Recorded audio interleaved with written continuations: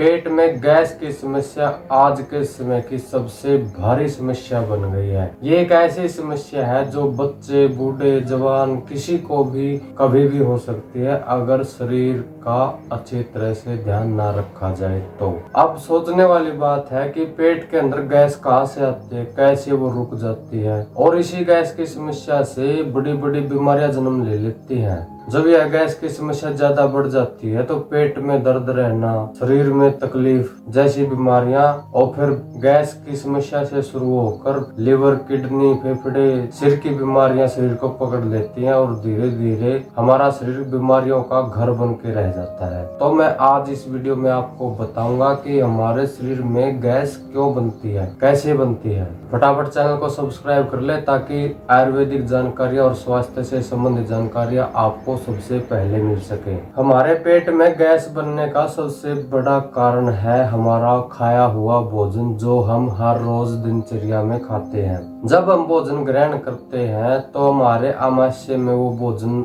हमारे भोजन की थैली में जब जाता है तो जो आमाशय की दीवारें होती हैं वो एक तरल का स्त्राव करती हैं जिसको हम पाचक रस कहते हैं, जो भोजन को पचाने और गलाने के लिए उपयोगी होता है। ऐसे ही हमारे पेट के अंदर कई तरह के रस बनते हैं।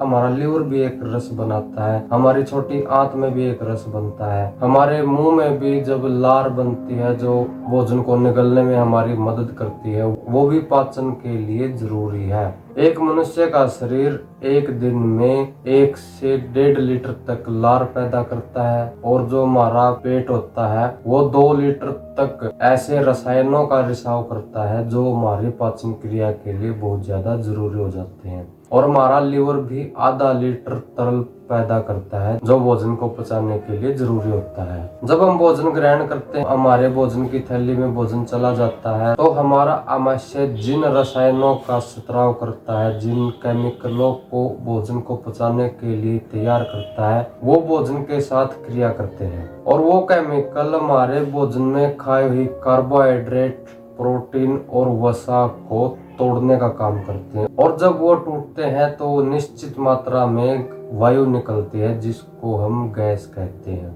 और फिर भोजन जब अपने रास्ते से छोटी आंत में और उसके बाद बड़ी आंत में और अंत में मल द्वार द्वारा बाहर निकल जाता है तो इस पूरी प्रक्रिया में जब भोजन का पायसीकरण होता है उसमें से रस निकाले जाते हैं तो गैस बनती रहती है। जो ऊपर के हिस्से में गैस होती है, जो हमारे भोजन की थैली तक गैस सीमित होती है, वो डकार के द्वारा हमारे शरीर से बाहर निकल जाती है और जो गैस छोटी और बड़ी आंत में जब भोजन जाता है उसका पायसीकरण किया जाता है। उससे विटामिन और मिनरल्स शरीर जब अवशोषित करता है तब जो गैसें पैदा होती हैं वो गैसें मनुष्य के गुदा द्वार से बाहर निकल जाती हैं। इस तरह से हमारे खाए हुए भोजन की वजह से ही शरीर में गैस की समस्या पैदा होती है। जिन लोगों को गैस की समस्या होती है वो उन खाद्य पदार्थों का सेवन बिल्कुल छोड़ दें जिनसे गैस की समस्या या गैस की पैदावार ज्यादा होती है। तो अब आपको पता चल गया है कि हमारे शरीर में गैस कैसे बनती है। आगे आने वाली वीडियो में हम आपको बताएंगे गैस की वजह से कौन सी बीमारियां होती हैं, गैस क्यों रुक जाती है, गैस की समस्या बीमारी कब बन जाती है। तो ऐसी ही आयुर्वेदिक जानकारियां प्राप्त करने के लिए वीडियो को लाइक और अपने चाहने वालों के साथ शेयर जरूर करें। धन्यवाद।